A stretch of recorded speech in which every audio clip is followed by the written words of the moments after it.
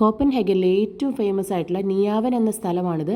ഈ കളർഫുള്ളായിട്ടുള്ള വീടുകളാണ് ഈ സ്ഥലത്തിൻ്റെ പ്രത്യേകത. ഇത് പണ്ടുകാലത്തൊരു ഹാർബറായിരുന്നു. 1670-80 കാലഘട്ടത്തിൽ കിങ് കിർസ്റ്റ്യൻ എന്ന രാജാവ് നിർമ്മിച്ച ഒരു പോർട്ടാണിത്.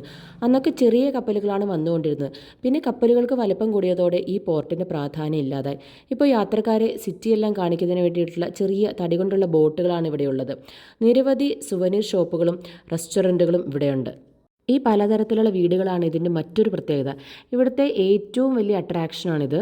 ഈ സ്ഥലം കാണാതെ കോപ്പൻഹേഗനിൽ വരുന്ന ഒരു ടൂറിസ്റ്റും തിരിച്ചു പോവില്ല. അത്രയ്ക്ക് മനോഹരമായ സ്ഥലമാണിത്. ഓരോ വീടിനും ഓരോ കളറാണ്. ഇവരുടെ പതാകയുടെ കളർ അത് റെഡും വൈറ്റും കളറുള്ള വീടുകൾ വരെയുണ്ട്. ഇവിടുത്തെ ഒരു നമ്പർ 9 എന്നുള്ള ഒരു വീടുണ്ട്. അതാണ് ഏറ്റവും പഴയ കെട്ടിടം. 1681 ആ നമ്പർ 9 കെട്ടിടം നിർമ്മിച്ചത്. ഇവിടുത്തെ കെട്ടിടങ്ങളൊന്നും പൊളിക്കാൻ സാധിക്കില്ല. അകത്ത് നമുക്ക് എത്ര വേണമെങ്കിലും മാറ്റം വരുത്താൻ മോഡേൺ ആക്കാം. പക്ഷേ ഔട്ട്സൈഡ് സ്ട്രക്ചർ ഇതുപോലെ തന്നെ നിലനിർത്തണം. അതാണ് ഇവിടുത്തെ ഗവൺമെൻറ് റൂൾ. അതുകൊണ്ടാണ് ഇവിടെ ഇത്ര അധികം ടൂറിസ്റ്റുകൾ വരുന്നത്. നിലവിൽ ഇവിടെയുള്ള ബോട്ടുകൾ ചെറിയ യാത്രകൾക്കും റെസ്റ്റോറൻറ്റുകളായും നൈറ്റ് ഡിന്നർ പാർട്ടിക്കുമെല്ലാമാണ് ഉപയോഗിക്കുന്നത്. കാറുകളേക്കാൾ കൂടുതൽ സൈക്കിളുള്ള രാജ്യമാണ് ഡെൻമാർക്ക്. കൂടുതൽ ഫെസിലിറ്റി സൈക്കിൾ ഓടിക്കുന്നവർക്കാണ്. നിരപ്പായ സ്ഥലങ്ങളാണ് കൂടുതലും. 500 മീറ്ററാണ് ഏറ്റവും കൂടിയ ഉയരമുള്ള സ്ഥലം. അപ്പോൾ ഊഹിക്കാമല്ലോ എത്രമാത്രം ഹൈറ്റ് ഉണ്ടെന്ന്.